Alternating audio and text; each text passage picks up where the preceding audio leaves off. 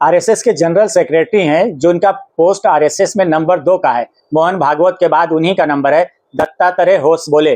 दत्तात्रेय होसबोले एक प्रोग्राम के अंदर कहते हैं कि हमारे देश का जो संविधान है उसके अंदर से सोशलिज्म और सेकुलरिज्म ये वर्ड निकाल देना चाहिए।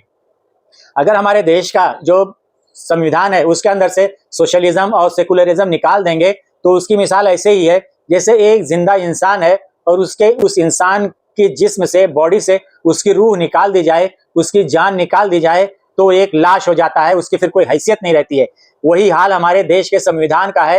अगर हमारे देश के संविधान से सोशलिज्म और सेकुलरिज्म को निकाल दिया जाएगा तो हमारे आइन की जो रूह है, जो आत्मा है, वो खत्म हो जाएगी। आरएसएस डायरेक्ट हमारे जो देश का संविधान है उसकी आत्मा पे अटैक कर रहा है और संविधान को खत्म करके ये मनुस्मृति को लागू करना चाहते हैं।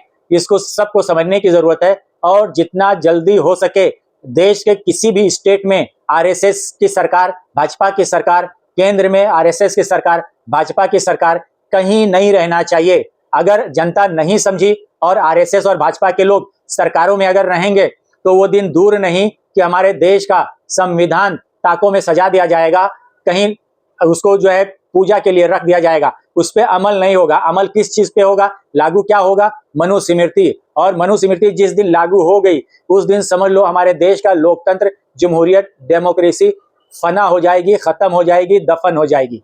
बहुत बहुत धन्यवाद।